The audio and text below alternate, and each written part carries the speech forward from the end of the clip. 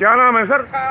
मैं पेमा राम हूँ, अखिल भारतीय किसान सभा का राजस्थान राज्य कमेटी का अध्यक्ष। तो सर ये आप अनशन पर बैठे हो, कब से बैठे हो? ये अनशन 3 दिन से लगातार अनशन सभी जगह किसान संघर्ष मोर्चे ने निर्णय किया था कि 3 दिन से लगातार चल रहा है। आज चौधरी चरण सिंह का जन्मदिन किसान दिवस के रूप में है, इसलिए न केवल हम अनशन पे बैठे हैं, जितने भी बॉर्डर पे किसान डटे हुए हैं, जहां भी सरकार ने रोक रखा है वहां तमाम जगह अनशनकारी वहां बैठे हैं। और हिंदुस्तान की जनता से भी आज के दिन अपील की गई है कि आज के दिन किसान दिवस के ऊपर अपना एक वक्त का भोजन छोड़ करके किसान आंदोलन का समर्थन करें, सहयोग करें। तो अब आप यहाँ जो पड़ाव के अंदर रह रहे हो, हर सुविधा मिल रही है आप लोगों को? पड़ाव में खेती करने वाला किसान है, सुविधा कोई सरकार या मोदी जी की सरकार या खट्टर जी की सरकार नहीं दे रही है, न अशोक गहलोत की सरकार दे रही है।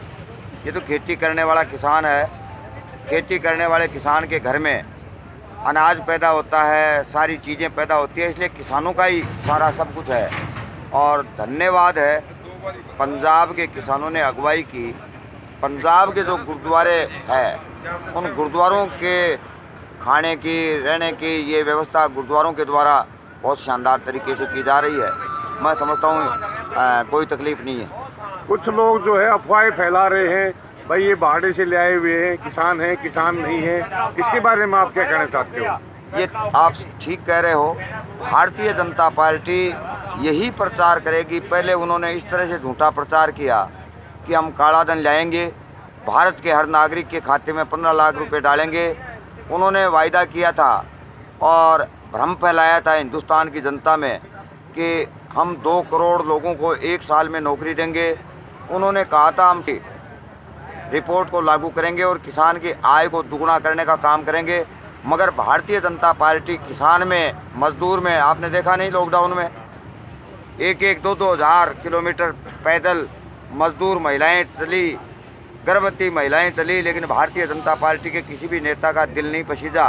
इसलिए भारतीय जनता पार्टी अपने अडानी और अंबानी की चाटुकारी करने में, नरेंद्र मोदी और अमित शाह उनकी चाटुकारी करने में लगा हुआ है और वो तरह तरह का भ्रम फैला रहा है, कुप्रचार कर रहा है किसान आंदोलन में।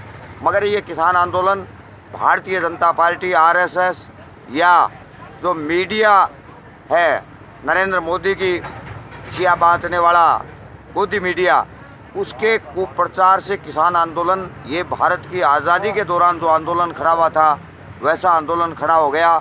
न नरेंद्र मोदी की सरकार तोड़ पाएगी, न खट्टर की सरकार तोड़ पाएगी। सरकार बचेगी तो तीनों कृषि कानून को वापस लेने के बाद ही मोदी की सरकार बचेगी, वरना नरेंद्र मोदी हिंदुस्तान में शासन नहीं कर पाएगा।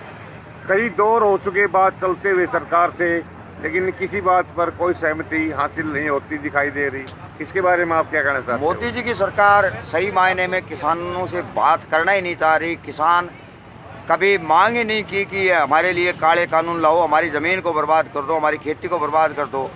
नरेंद्र मोदी ने तो वायदा किया था स्वामीनाथन आयोग की रिपोर्ट लागू करने का, और काम किया है। अडानी और अंबानी दोनों को हिंदुस्तान की प्राकृतिक संपदा को लूटने के लिए हिंदुस्तान के जमींदार की ज़मीन छीनने का जो कानून बनाया है कि तीनों काले कानूनों को रद्द किए बगैर बातचीत का कोई औचित्य ही नहीं है।